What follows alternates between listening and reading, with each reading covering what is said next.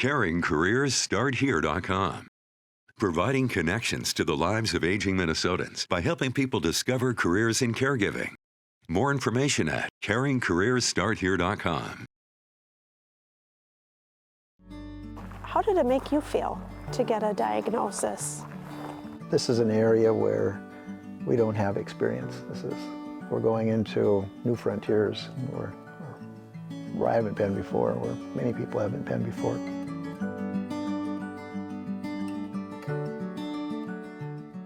Hi, I'm Melissa Fritz, host of Inside Senior Living. As a senior living consultant during the COVID pandemic and a daughter who lost her father to Alzheimer's dementia, my inspiration for this work comes from a deeply personal place. I've seen firsthand the challenges families face when navigating the complexities of aging. Over the years, I've dedicated myself to equipping older adults and their families with the information and resources they need to make the best decisions, whether that means receiving care in their own home or making a move to a senior living community. And as we all age, this need is only going to grow. That's why we're on a mission to spark conversations, support caregivers, provide valuable resources, and promote a more age-friendly world. Today we meet David and Deb, a couple whose love and partnership are being tested in ways they never imagined. Deb, diagnosed with early-onset Alzheimer's, faces each day with courage, while David, her husband, takes on the role of caregiver. Their journey is one of incredible resilience as they redefine roles in their close-knit family. We've been married almost 34 years, 33 and a half years. I remember when we were already engaged, driving around Cloquet, and we got talking about children, and I asked Deb, how many children would you like to have? And she said, oh, I'd like to have 2 or 3, and I said, I wouldn't mind having 3 to 5. And she said, well, I wouldn't mind that. That sounds good. But then I said, how do you feel about adoption? And she said, I wouldn't mind that, but I would like to have our children first. And we never thought about that when we had we had three boys. Yep. So then we went on the journey of adopting, and we ended up adopting two girls. So we have 5 children. We're blessed with 5 great children. I think that with David and I, we kind of work together a lot. And I think we enjoy each other and being with them, being with us. And, and now our kids are older, and so they're all at other places. But they come here and there, and, They're all very supportive. Well, I think I'm rather fortunate and blessed in that what I'm doing as a consultant, I can continue to do working from home and also somewhat in control of my time. Good morning, hon. So good to see you sitting there. You look so pretty. I do, huh? Yeah. What are you reading today? I was reading Psalms 79. That's a good one. Mm-hmm. I like Psalm 79. I like Psalm 78 also. Yes, I did 8 first, and then I did not. So. Yeah, that's so cool. Yeah. It's a well-worn Bible. This journey we're on right now, a chapter in life, is one that we didn't expect. Yeah. And I think my first indication that there was something going on is during the pandemic. As you will remember, taxes that year were delayed. And I remember we were preparing our taxes, and there was a list of expenses that we had that Deb had done 4 times. I found 4 different lists of the same numbers. Something doesn't seem right here. And that was when there was a lot of upheaval in the school systems because of remote learning, and Deb was having to navigate between different facilities, and she was just very, very, very busy. Fall, our middle son was engaged to be married. We had some relatives visit from outside of town, and there was a conversation that Deb was having with one of her nieces. And kind of out of the blue, Deb asked a question that was something we just talked about. So I was starting to get indications at that time, and then later on, through our children, one of our relatives had asked, "Is Deb okay?" And that just led me to ask myself, was something up here, because I'm seeing it, other people are seeing it, something just doesn't seem right. So we started to go down the doctor route to get some investigations done, get some opinions on what was happening, and that led to a series of doctor visits and second opinions. And I remember when I received the news from a psychologist that had done the final testing before getting a second opinion, that's what they thought was the diagnosis for Deb and the cause of early onset Alzheimer's. At first was devastating, and then just because of everything going on, the wedding and then life in general, trying to get the house ready to be sold. Finally, a friend of mine from Grand Rapids asked to get together.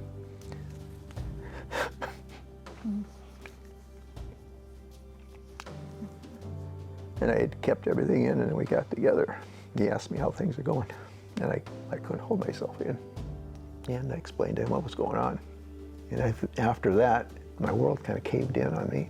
I think to the outside, I probably looked okay, but I was working so hard, just to support Deb and do what I needed to do, that I fell into a funk for probably a good 16 months, almost 2 years.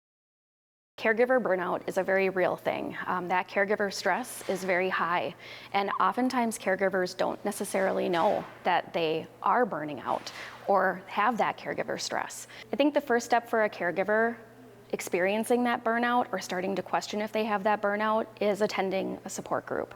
Support groups are wildly important in that support network for people to be able to meet other people outside of their family network that are going through similar situations.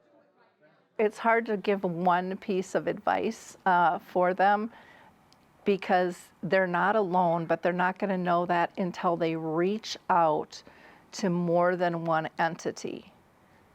Don't think one organization or one person can satisfy your needs and support you. Build a tribe. There's all kinds of organizations, from the Alzheimer's Association, the Alzheimer's Foundation, the Dementia Society, Alzheimer's Speaks. There are a ton of people out there that have lived this life and want to support you, that are small entities. Facing a diagnosis like Alzheimer's dementia can be overwhelming, but having a strong support system is crucial for both the person diagnosed and their loved ones. I remember this from my own experience supporting my mom as caregiver for my dad. That's when I realized how difficult it can be to find the right resources, even when you work in the senior industry. No one should have to go through this experience alone. Another important step is making thoughtful choices early on. Dave and Deb made the difficult but necessary decision to downsize. This kind of preparation can make all the difference as they face the road ahead. Downsizing is horrendous. It's overwhelming. And I have to say that my dad, after we remodeled our house, so originally when we bought it, it was like a 2,400 square foot home, and then over a series of 2 remodels, it swelled to 4,200 square feet.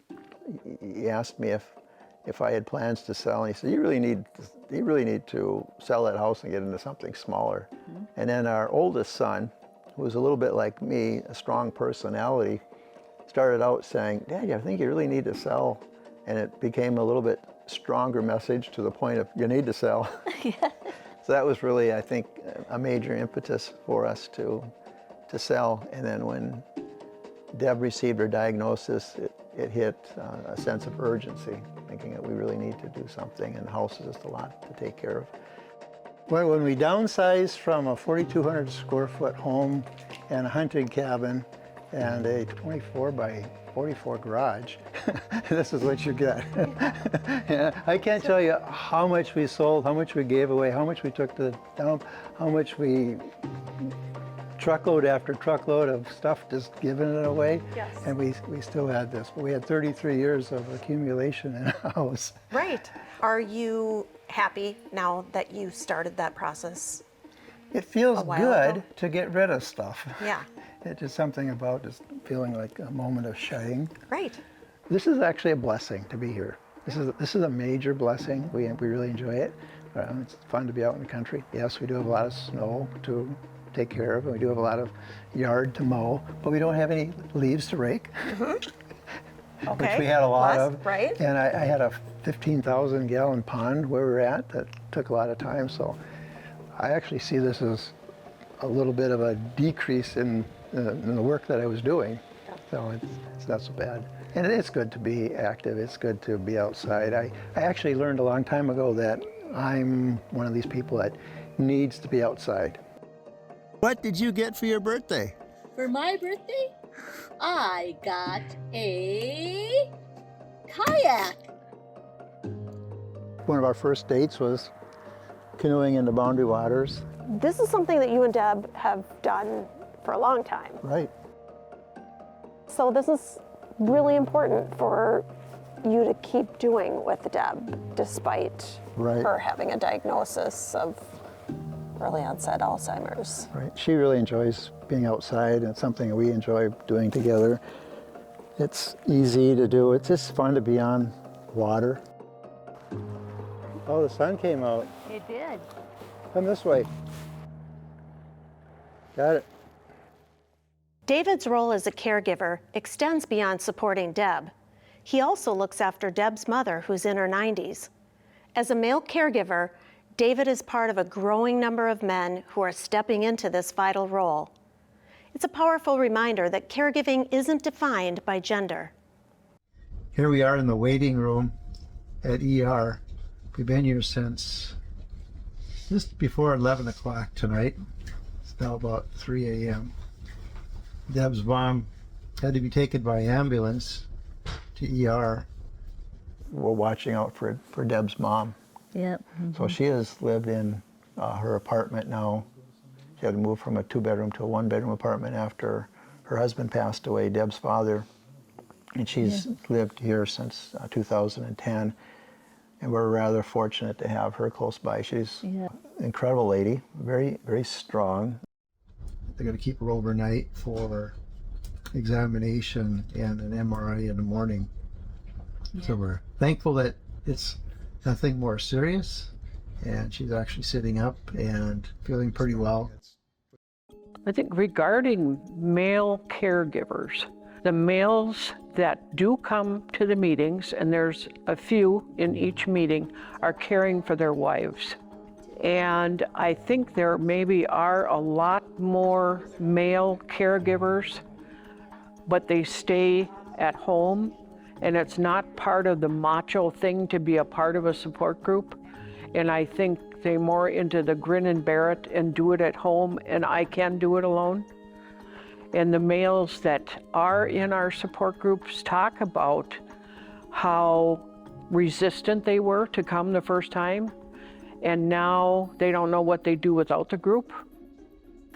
I would like to encourage anyone who's providing care for somebody to try attending a caregiver support group to see if it's a place that is going to provide them with resources, help them along their journey.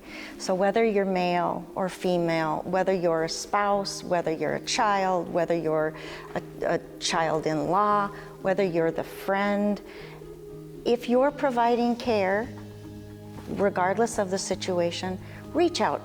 Reach out to the Alzheimer's Association to try and find a caregiver support group. Other organizations also offer caregiver support groups, but reach out because they're important, because it's the caregiving experience that is the common denominator. The emphasis of a holistic approach to caregiving to me is that We know that caregivers are diverse. They're diverse in many different ways, certainly from racial, ethnic background, in terms of relationship to the person living with dementia, in terms of their living situation. Many caregivers are long-distance caregivers versus caregivers who are living with the person who's living with dementia. So with that diversity in mind, it's very important to understand there's no one-size-fits-all solution for many caregivers. Instead, it's trying to identify as efficiently as possible the needs of caregivers and people living with dementia, and then tailoring supports and services. And when I say supports and services, ideally it's tailoring those supports and services that have shown some degree of evidence in being effective, and linking those specific packages of support and services to families. I think in the end, that's the philosophy underlying this holistic approach to caregiving. I think we're really fortunate. We've got some good friends. Yeah. A number of groups that we're part of. There's a group there in Carlton, family. We've got some groups that we're part of that are extremely supportive. Alzheimer's can feel like a hopeless journey, but staying engaged and continuing to learn about the disease can make a world of difference for both the person diagnosed and their loved ones. It's crucial to keep finding ways to connect, adapt, and explore new methods of care. We have a number of classes that are offered through the Alzheimer's Association, not only here locally, but also nationwide. From our 10 warning signs class, better understanding what are those warning signs, as well as understanding Alzheimer's and dementia, just knowing the differences, learning about the disease, and also ways that you can support your brain health. The association has 10 warning signs of Alzheimer's disease. Many people often attribute this disease to just being memory loss. You know, we think of that first, but really that's memory loss that affects daily life. So these are the changes and challenges that are happening every day, making activities of daily living really difficult. Lifestyle changes that would help reduce the risk of developing Alzheimer's disease are being researched quite a bit right now. It's a hot topic. What we know is that what's good for the heart is good for the brain. So doing those things that we already know, eating balanced meals, getting enough sleep, exercising, as well as being social. What are ways that you're taking care of yourself? I know that's a multi-level type of challenge. There's the physical part, there's the mental part, there's the making sure I get to the dentist and the doctor and all those things. But one thing I like to do from a sanity point of view and just maintaining stress is I try to have time every morning just by myself, where I get up early and read and meditate and pray, journal. Journaling is a big part of my life. In fact, I have a stack of journals that's like this. I've been doing it for years. That's something I enjoy. It's a way for me to transfer what I'm thinking down into paper and just process things. So I like to do that in the morning, sometimes for a couple of hours, where I'll spend that time by myself. It gives Deb a chance to sleep a little bit longer. Make sure she gets her sleep, and I don't seem to need as much sleep, but I'm trying to watch that as well so I don't skimp on sleep, because I know that's important. And then exercising, one thing that's really important for everybody, one thing that we realized recently is the value for Deb to get to like the gym and exercise frequently. So that's actually been a benefit for me. Because I need to You come too. That's right. So it's really important for us to get to the gym. And where we're living right now, since we moved and downsized, there's an absolutely incredible gym with a coach, instructor, that has somewhat taken Deb under her wings. And it's a really cool relationship. Very good. Yeah, and so she kind of gets it all together, and she's really good at it. And so she kind of, that really works good for us. All right, we go the other way. And the balance, stand up tall. Here we go, 2. What do you like to do? What's kind of routine for you? Yeah, well, I like to start with the things here that you can run on or walk on or that, and that's kind of a fun thing to do, but it's also something that gets you going. And then I do that, and then I go into the other room where all the other things that they're working on, and so I kind of go and do that. What I like to do is, again, start out aerobics, Yeah. just to get warmed up and get the heart pumping. Yeah. And I like to work on the weights and some of the equipment on this side of the gym. So I want to ask you, what, as a trainer, why is it important for people, I mean, at any age, but especially as we age, why is it so important to stay active and to work out? Because I do believe we start losing muscle at a certain age. And the more that muscle that we can keep and hold on to as we age will take us a lot further in life and be able to do our everyday things. So I do like the weightlifting for the bones and the bone marrow.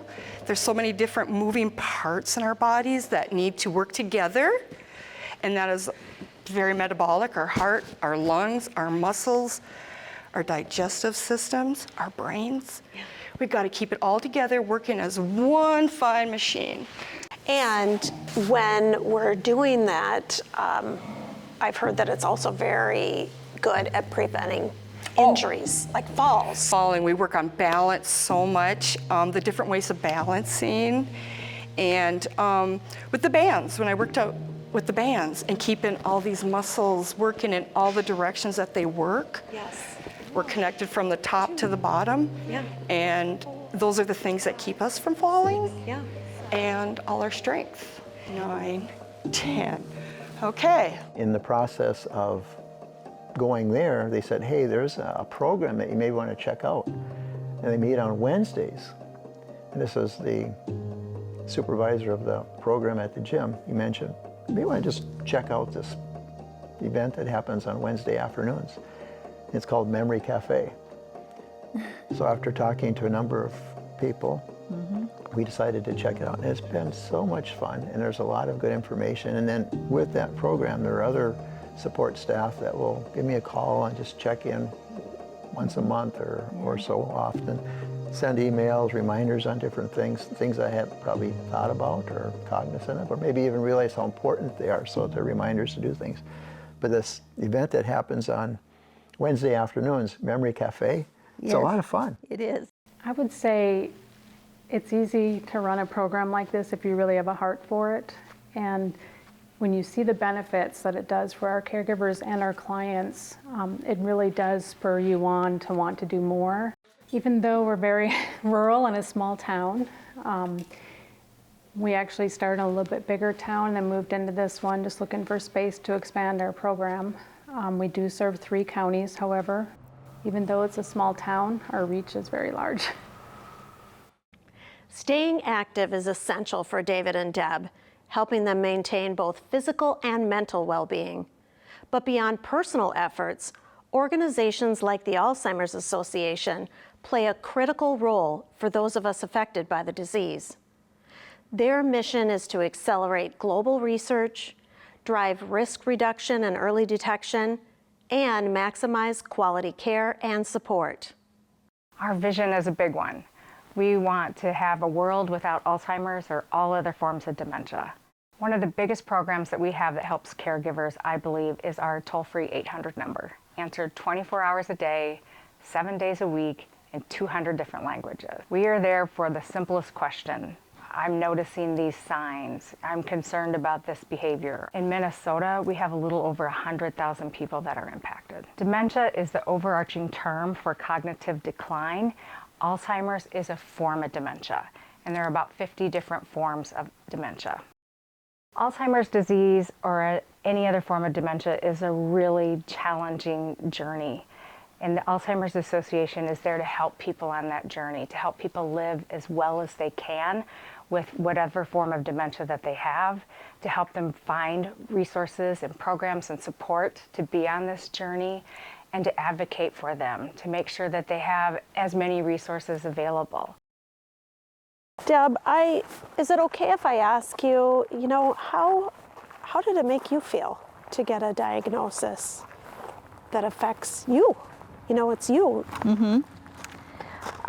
I think I kind of talked or thought about it a little bit, and then I just okay, I can just do whatever. Yeah. Or, not really that I don't want to do it, but it's just that You know, I just feel like, well, God has the spot for me, and I can be there, and You're just kind of handling it the best you can. Yeah. My long-term goal, or the goal in period for Deb, is to make sure that she doesn't have to go into any kind of assisted living or anything like that. Keep her in a home environment as long as possible. I think that's the healthiest thing to do, and and I think she would do that for me.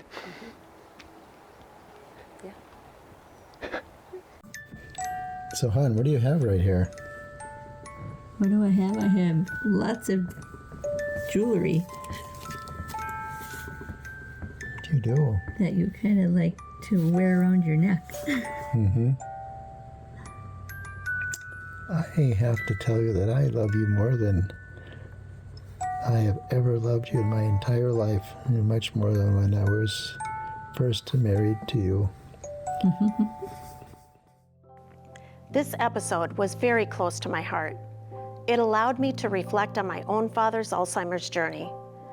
David and Deb are a beautiful example of resilience and love in the face of adversity.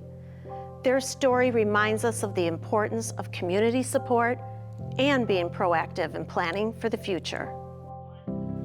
Next week, we'll meet Rebecca and Jeff, a couple navigating the complexities of managing Jeff's diabetes while at the same time caring for their adult son who lives with disabilities. Their story is a powerful reminder of the strength found in faith communities, as well as the unique challenges that come with continuous caregiving.